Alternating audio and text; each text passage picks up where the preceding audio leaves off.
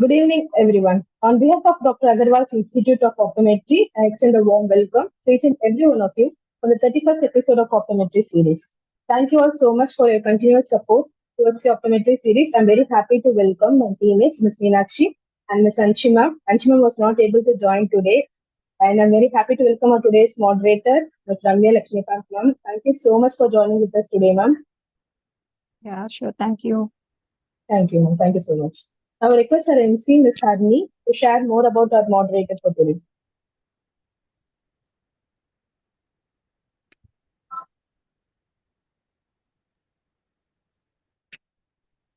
Good evening, everyone. I'm Harshini, first year optometry student at Dr. Agarwal's Institute of Optometry. I'm delighted to introduce our moderator for the evening, Ms. Ramya Lakshmikanth. Ramya ma'am works as an assistant professor at Sri Jayendra Saraswati Institute of Optometry in Pambal, Chennai. She completed her undergraduate degree from the Elite School of Optometry in 1994 and her postgraduate degree from Bharatiyar University in 2015. Ramya ma'am brings with her years of clinical experience from both Chennai and Mumbai, having commenced her private practice in 2002. Since 2013, she has been actively involved in teaching undergraduate and postgraduate students Jayendra Saraswati Institute of Optometry. Thank you so much for joining us today, Ramya ma'am. Thank you for inviting me. Thanks for the intro. The presenter for today is Ms. Nivetha, studying first year masters in optometry at Dr. Agarwal's Institute of Optometry. Ms. Nivetha, please start your presentation.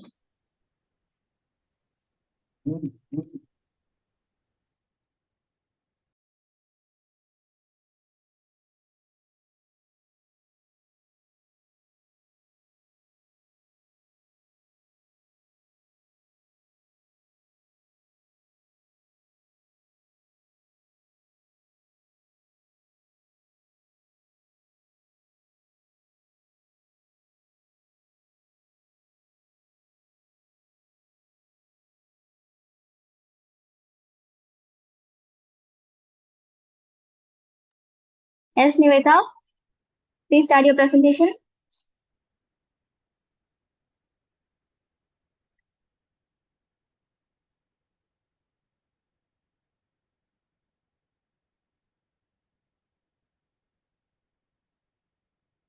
Nivetha, your video and audio is off.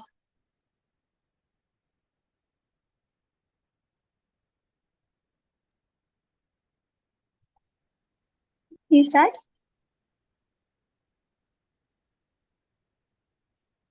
Introduction. Refractive error or an important common No, cause Nivetha, of from the first slide. Sorry to interrupt. Start from the first.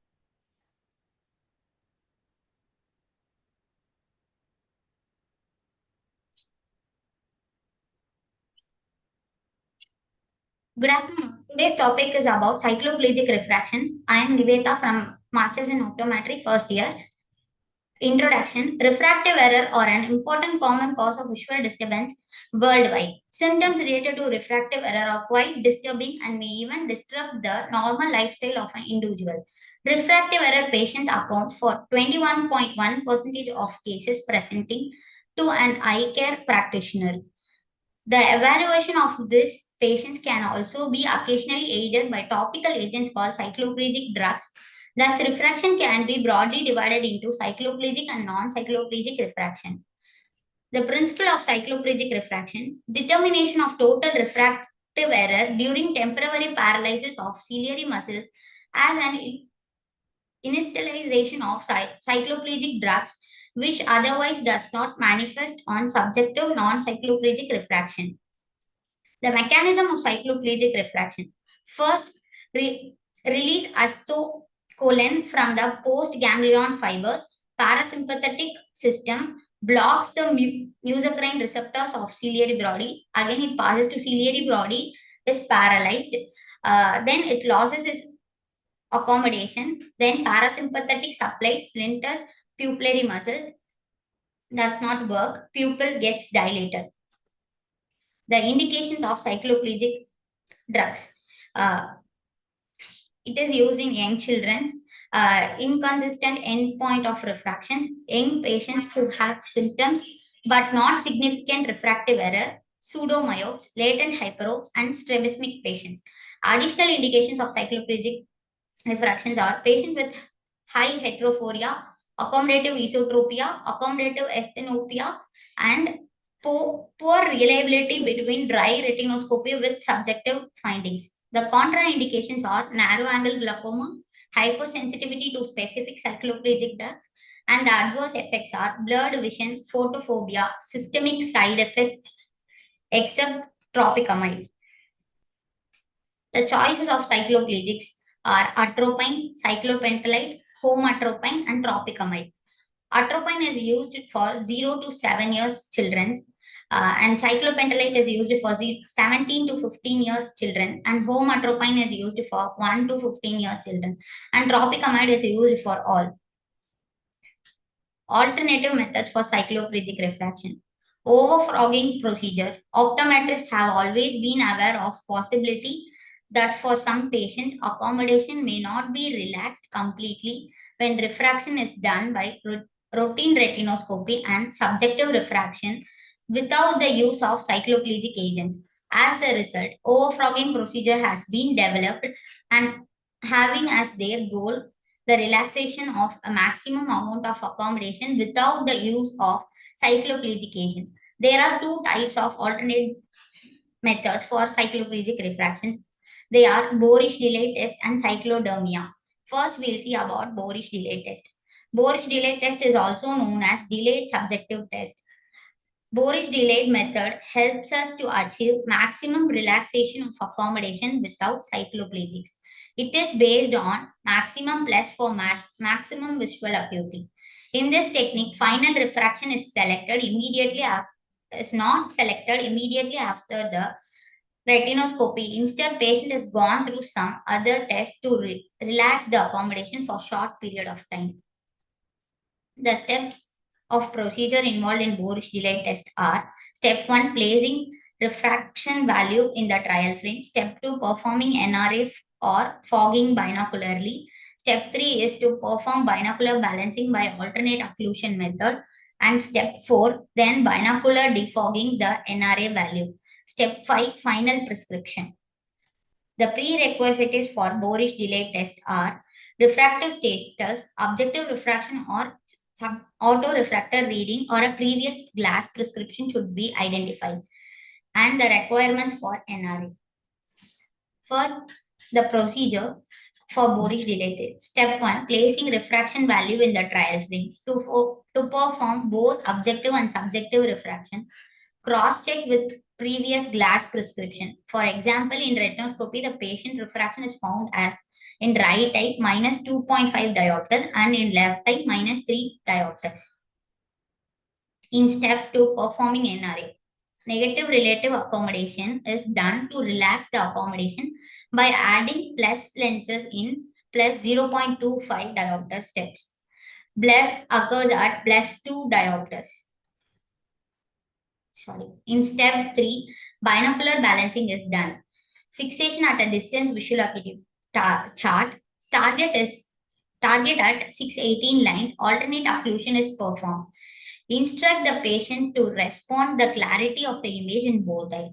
Plus 2.5 diopters is added to the clearer image until the both images are equally blurred. In step 4, binocular defogging NRA value.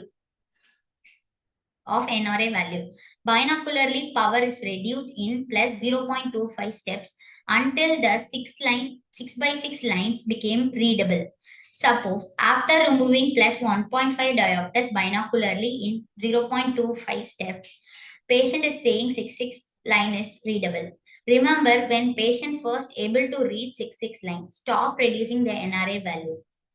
In step 5, the final prescription is given.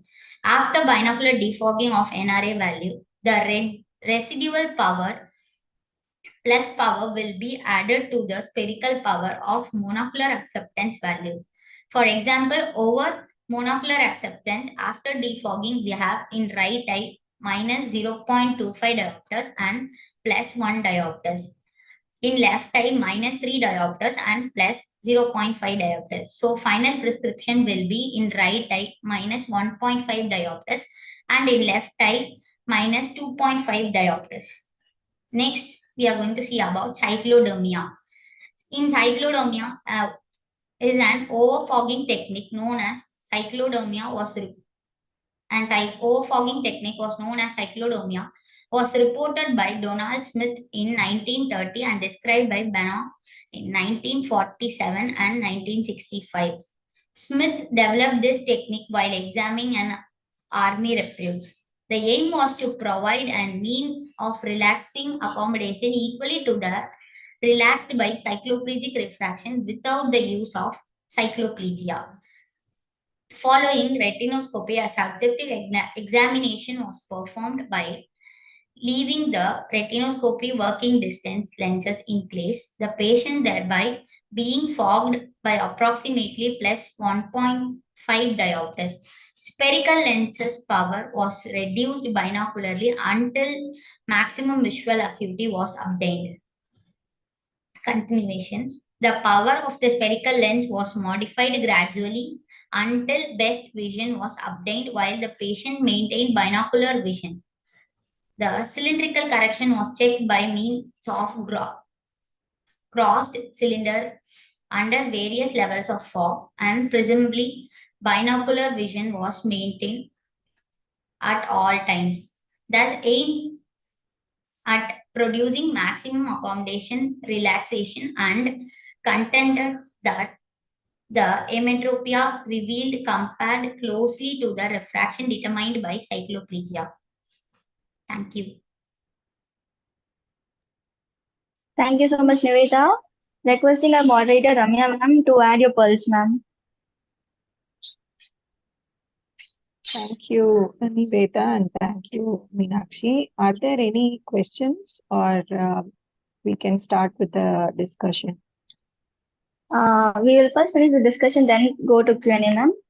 Q&A will be from students' perspective, Anna-Marie. Sure. So the topic is what will be the alternate to cycloplegic. So Nivetha has given two procedures. Both are called over-fogging procedures.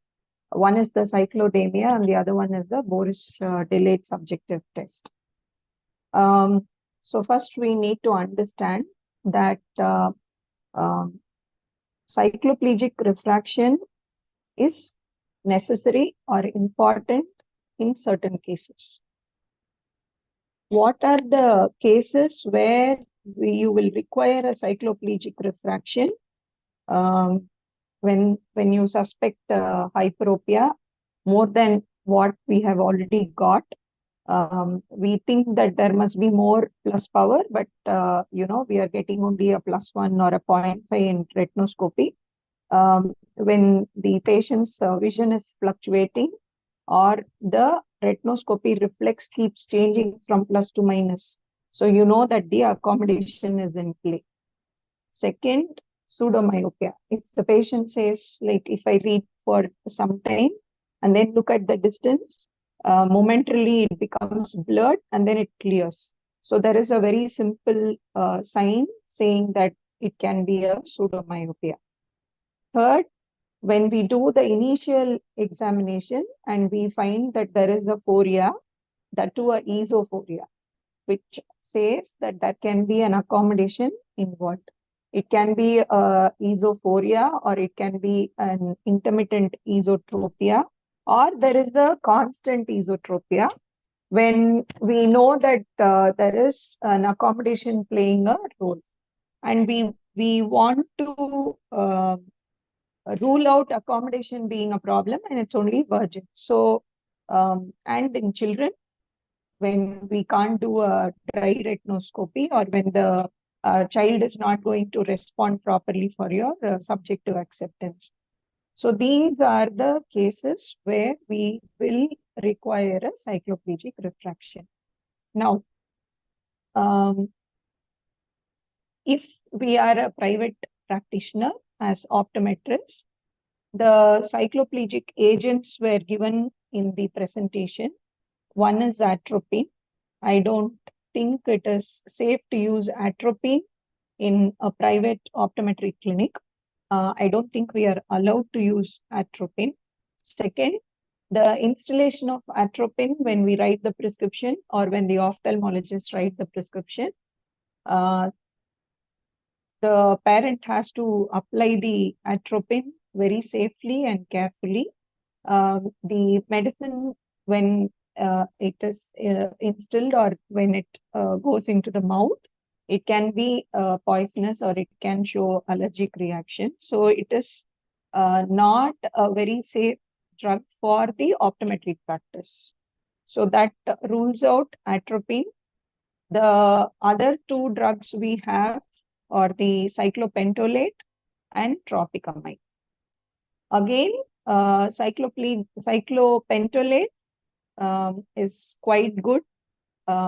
We can apply 1 drop, 1% is mostly enough to do a cycloplegic retinoscopy. After installation of just 1 drop, and after 15 minutes, you ask the patient if they are able to read clearly.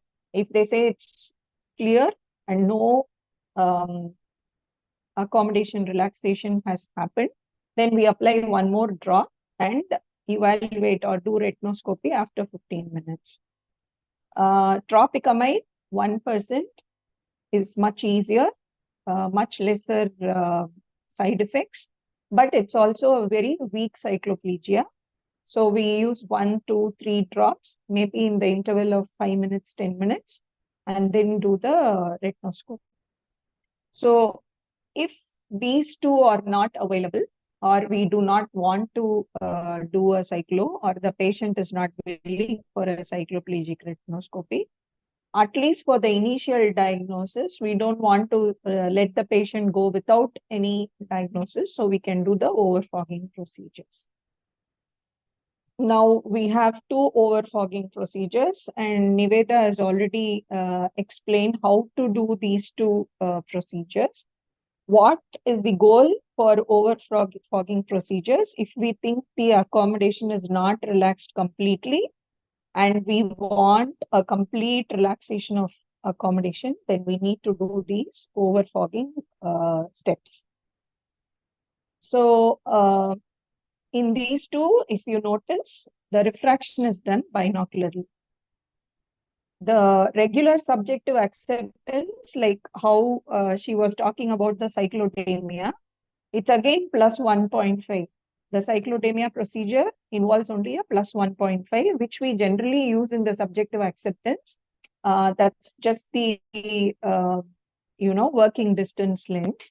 But the difference is they are defogging binocularly. We are not doing monocular subjective acceptance. We are doing a binocular defog till they achieve the best visual acuity. So the aim is to give maximum plus, so that maximum accommodation is relaxed and we get maximum visual acuity. You can titrate it according to the patient or based on the symptom and sign. Borish delayed. She has explained the procedure. Whatever is your distance visual acuity, you do the subjective acceptance, bring the vision to 6/6, but then you have a doubt that the accommodation is not relaxed completely. Then you can do an NRA test, which is adding plus lenses in front of your subjective acceptance by giving a near vision chart held at 40 centimeters with the N8 print as the target size, and keep adding plus 0.25 till the patient is not able to read. I think she has given a minus power as the example, so it might be a little confusing. Say the subjective acceptance for distance is plano, but we think that there might be a very small plus. So the example or the case becomes much easier. The NRA value is maybe 3.25 binocularly. Then we start defogging slowly in 0.25 steps. Binocularly, you remove plus 0.25. And suppose the patient is able to read 6/6 binocularly with the plus 0.5.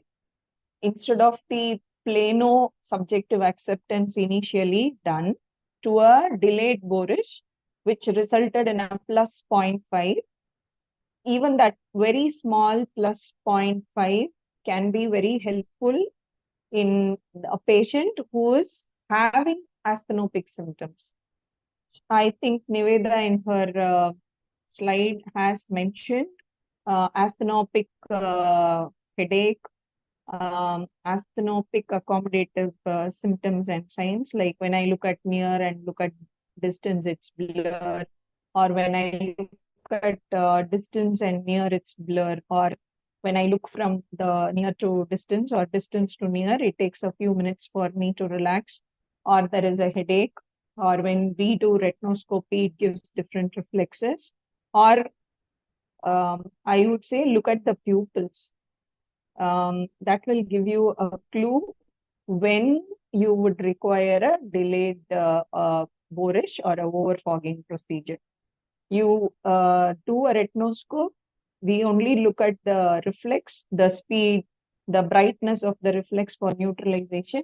Instead, if we look at the pupillary size, if the pupils are very small and the pupils become dilated and constricting, it is not very stable, then I would still say that there is some accommodation happening. That's why the pupillary reaction is also not very stable. So in these cases, if I'm not able to do cycloplegic, I would do a overfogging procedure to make sure that whoever is the patient, the accommodation is completely relaxed and we give maximum plus. So what Borish says is whenever he did this overfogging procedure, the plus lenses are always, or the plus power are always higher than the normal subjective acceptance result. So the idea is to push more plus, so the accommodation status is stabilized and the patient's symptoms are kept at check. Where you cannot do other than the allergies or the optometric clinic having the problem of getting an cycloplegic drops. There are some special children conditions like Down syndrome, where the development is a problem. These kids are born with some heart and lung function being defective.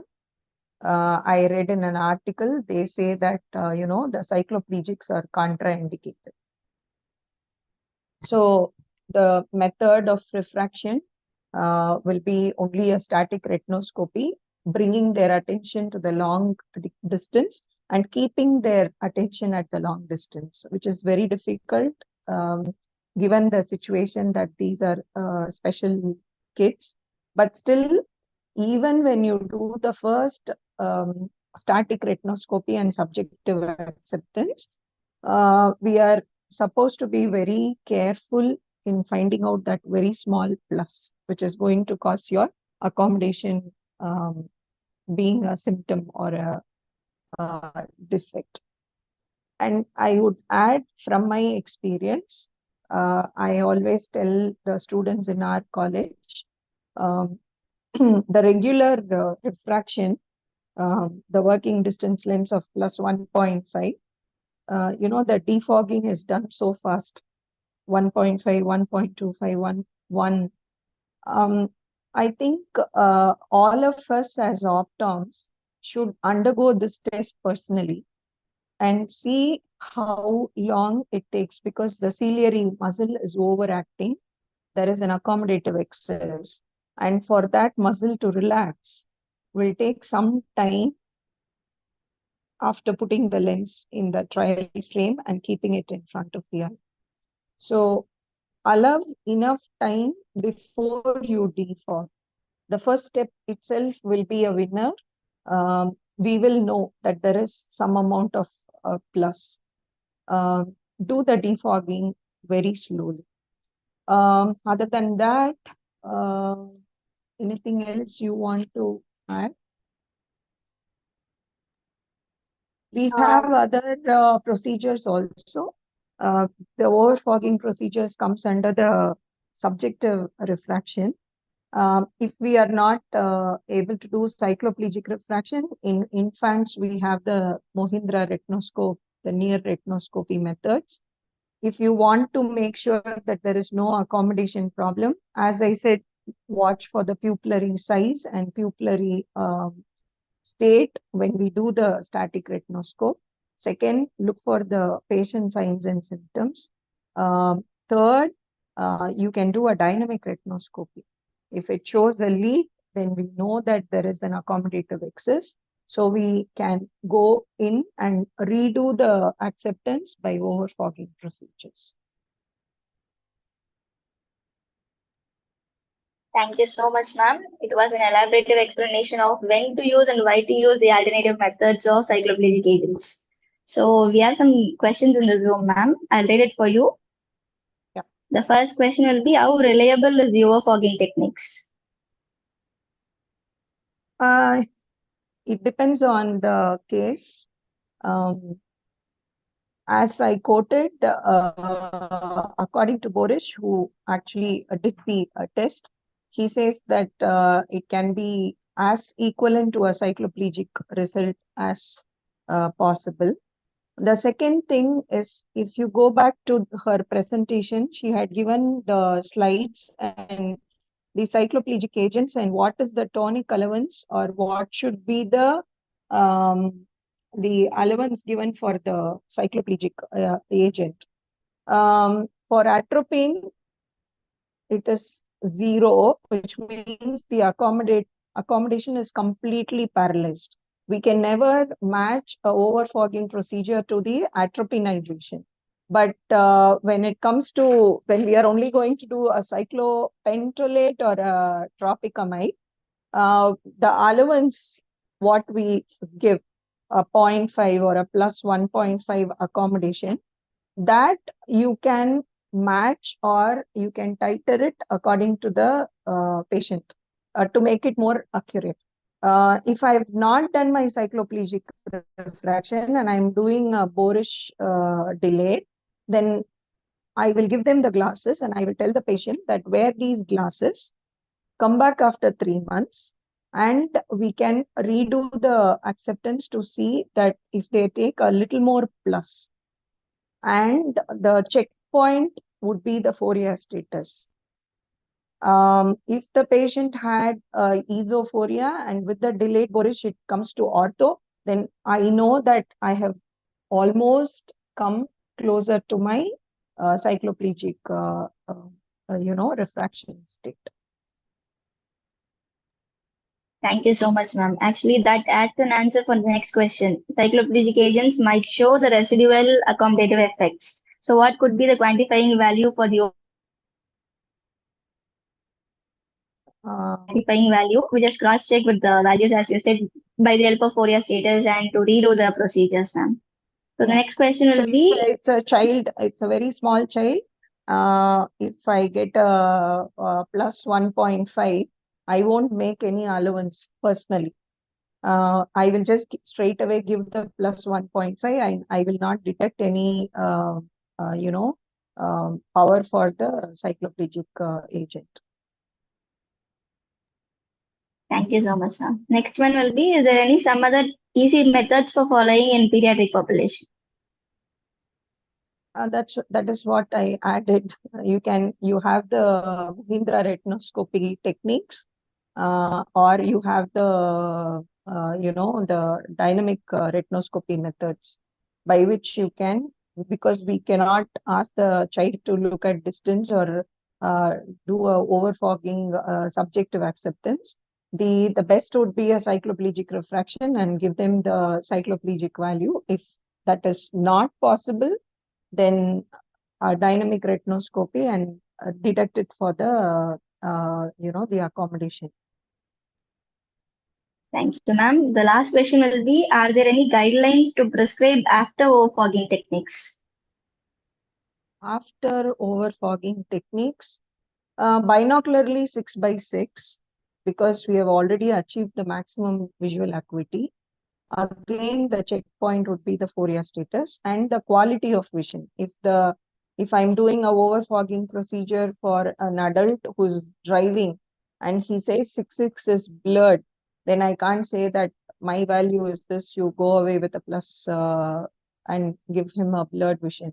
So I might have to titrate a little bit, or I can do a binocular balancing test using prism dissociation and bring it to 6/6. Thank you so much, ma'am. Actually, we are done with the questions. Gomati, are you there?